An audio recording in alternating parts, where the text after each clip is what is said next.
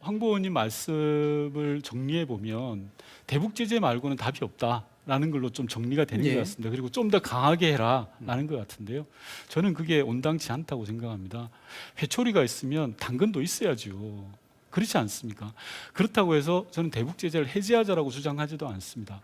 지금에 있는 대북 제재는 어느 대북 제재보다 아주 강력한 대북 제재라는 것을 유엔의 모든 국가들이 인정을 하고 있습니다. 이런 강한 대북 제재는 유지되어야 됩니다. 북한의 구체적 변화가 없이 유엔 제재를 해제하자라는 주장에 저희는 동의하지 않습니다.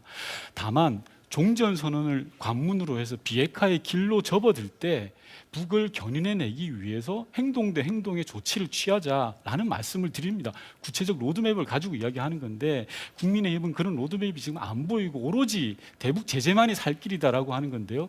대북 제재를 그렇게 오래 하면 북한도 피해를 입지만 우리도 대한민국도 결코 이득 보는 건 없습니다. 즉 분단 체제가 지속되고 휴전 상태가 공고하게 될 뿐입니다. 전쟁이 끝나지 않을 뿐입니다.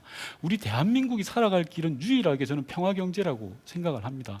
대한민국의 경제의 성장 동력을 만드는 것이야말로 평화 경제인데요.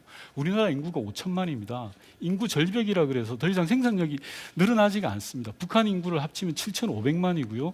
동북 삼성과 연해주를 합치면 2억의 거대 시장이 만들어집니다.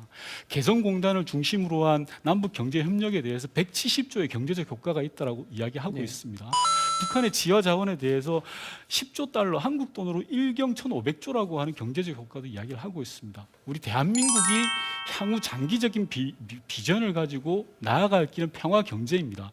이 평화 경제를 끌어내기 위해서 어떻게 할 것이냐? 자, 종전선언이라는 남북한의 평화에 대한 의지를 약속하고 비핵화의 길로 가야지만이 그 평화 경제가 끌어나오는 겁니다.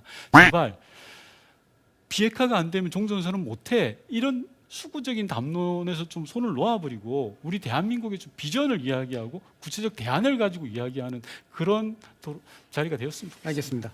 자.